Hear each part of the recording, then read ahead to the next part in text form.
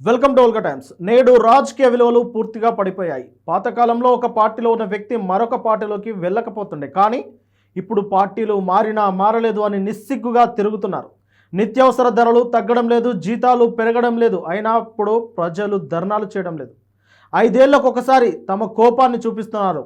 ఇక తెలంగాణలో miss world పోటీలు పెడితే మెస్సీతో ఆడిస్తే పేదోడికి లాభం ఏంటి అని, దేశానికి అన్నం పెడుతున్న రైతన్నకి ఏంటి లాభం అని మేధావులు అడుగుతున్నారు. భారత రాజకీయాల్లో విలువలు పూర్తిగా పడిపోయాయని మేధావులు చెబుతున్నారు. పాతకాలంలో ఒక పార్టీలో ఉన్న వ్యక్తి మరొక పార్టీలోకి మారడం అరుదుగా ఉండేదని అంటున్నారు. నేడు రాజకీయాలు దింపుడు గల్లం రూపంలో మారిపోయాయి. ప్రజలు ఒకరిని గెలిపించడానికి కాకుండా ఓడించడానికి ఓట్లు వేస్తున్నారని విశ్లేషకులు భావిస్తున్నారు. తెలంగాణ రాజకీయాల్లో ఇటీవల మార్పులు ఈ ధోరణిని స్పష్టంగా చూపిస్తున్నాయని చెబుతున్నారు. పాత రోజుల్లో నిత్యావసర ధరలు పెరిగితే ప్రజలు రోడ్డెక్కి ఆందోళన చేసేవారు, కానీ ఇప్పుడు పరిస్థితి మారింది. ధరలు పెరుగుతున్నా ప్రజలు ధర్నాలు చేయడం తగ్గించారు. బదులుగా 5 ఏళ్లకు ఒకసారి ఎన్నికల్లో తమ కోపాన్ని వ్యక్తం చేస్తున్నారు. నిత్యావసర సరుకుల ధరలు తగ్గడం లేదు, పెరిగిపోతున్నాయి.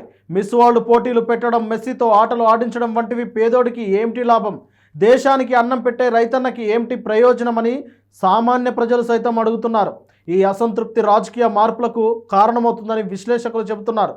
తెలంగాణలో ఇటీవల ఎన్నికలు ఈ మార్పును స్పష్టంగా చూపిస్తున్నాయి. మాజీ ముఖ్యమంత్రి కేసీఆర్ సచివాలయం నిర్మించారు, అంబేద్కర్ విగ్రహం ప్రతిష్ఠించారు, కానీ ప్రజలు ఆయనను ఓడగొట్టారు. రేవంత్ రెడ్డిని ముఖ్యమంత్రిగా చేశారు. ఇది రేవంత్ రెడ్డి మంచి వ్యక్తి అని అర్థం కాదు.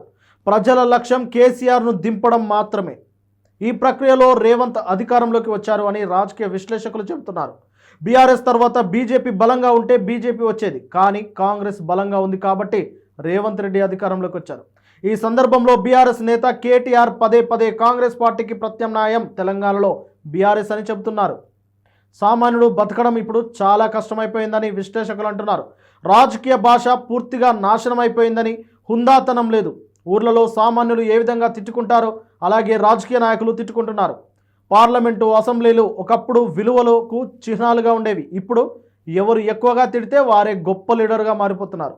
రాజకీయాల్లో మరో ప్రధాన సమస్య రాష్ట్రాలుగా చీల్చడం, పార్టీలను చీల్చడం, వ్యక్తులను చీల్చడం.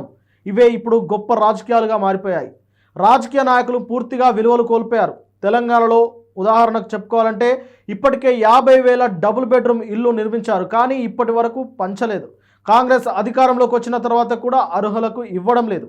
ఒకవేళ ఇస్తే అది బీఆర్ఎస్ పార్టీకి పేరు వస్తుందని కాంగ్రెస్ భావిస్తుంది అని విమర్శకులు అంటున్నారు. ఇలాంటి రాజకీయ విద్వేషాలు పేదల జీవితాలను మరింత కష్టతరం చేస్తున్నాయి. మొత్తంగా రాజకీయాల్లో విలువలు పతనం ప్రజల అసంతృప్తిని పెంచుతుంది. ఎన్నికలు ఇకపై సానుకూల ఓటింగ్ కాకుండా నెగిటివ్ ఓటింగ్గా మారుతున్నాయి. ఇలాంటి ధోరణి మారాలంటే నాయకులు విలువలు పాటించాలి, ప్రజా సమస్యలపై దృష్టి పెట్టాలని సామాజికవేత్తలు, విశ్లేషకులు భావిస్తూ ఉన్నారు, సూచిస్తూ ఉన్నారు.